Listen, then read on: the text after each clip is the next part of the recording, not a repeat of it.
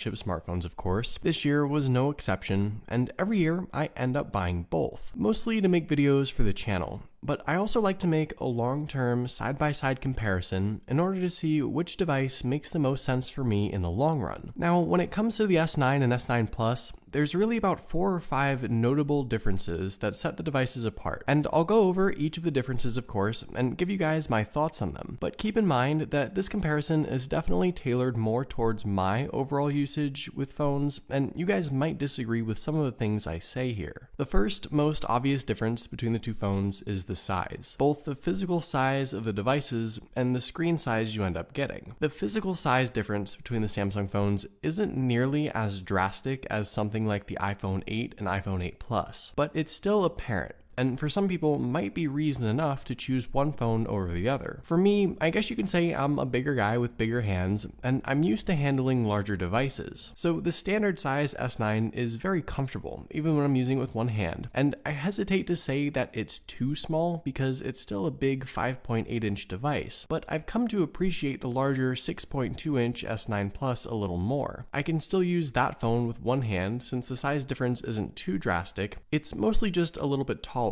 So getting to the notifications requires a bit of a shift of the hand, but for me it works. For other people, it may genuinely be a two-hand device. Around back, reaching the fingerprint sensor on both devices is pretty much the same experience. Samsung put it in the right place. It's just slightly higher than dead center, and it's easy to reach on both phones. I know some people probably don't even use the fingerprint sensor, but I just thought I'd at least mention it since it was sort of a controversial thing on last year's S8. As far as the screen size and overall screen real estate, I'm not so sure that you're really able to utilize that much more on the S9 Plus. The screens themselves are the same resolution, and because of that, the pixel density is higher on the smaller S9, but for me, that's not a difference I notice. There also aren't any different features or software cues between the phones, and in some regard, I'm glad that the difference isn't so drastic, but at the same time, I'm not sure that the screen size is necessarily a deciding factor. Another big difference between the two devices is in the camera department. The standard S9 ships with a 12 megapixel shooter around back, and by itself, it's still one of the best cameras on the market, no doubt. On the other hand though, you've got that dual camera setup on the S9 Plus, which includes an additional 12 megapixel lens that packs a couple of unique features. The first of which is a variable aperture, the first on any smartphone, and with this, you can get better shots in low light and also improved portrait mode capabilities. For the hardcore photographer, this is a really interesting feature, and something Samsung stressed pretty heavily when they announced the device. The secondary lens is also the telephoto lens, so you get 2 times optical zoom in pictures and video. In practice, the dual camera setup with all the extra features on the S9 Plus yields some incredible pictures and videos. The two devices also have a couple of distinct differences with the internal specs, the first of which is the battery capacity. The standard S9 rocks a 3000 mAh battery, and the S9 Plus has a 3500 mAh battery. So in theory, you might be expecting about 15% better overall battery life on the S9 Plus. And in real-world usage, while the S9 Plus's battery has to power a slightly larger display, I've found that the battery life is better, particularly with standby time. And during a full day's use, I've gotten an hour or more of usage out of the S9 Plus. So it's nothing amazing, but it's certainly noticeable overall. The other difference between the two devices is the RAM. The S9 gets 4 gigs and the S9 Plus gets 6. And in all honesty, 6 gigs of RAM on a smartphone is sort of overkill for most people. I'm all for having the best specs possible, but a vast majority of smartphone users who just browse social media will not utilize 6 gigabytes of RAM. But if you're the kind of person who enjoys heavy multitasking or graphics intensive games, or if you'd like to sort of future-proof your phone and keep it for a few years, 6 gigabytes of RAM is kind of hard to pass up. In real-world usage, it was kind of hard for me to see a noticeable difference in app loading speeds or how the phones handled multitasking, but I think in the long run, as apps get bigger and Android updates continue to roll out, having 6 gigabytes of RAM will be a noticeable advantage. For me, it definitely is worth it, and that's why I'll be keeping the S9 Plus for a while. But for a lot of other people, the regular S9 is more than enough for their needs.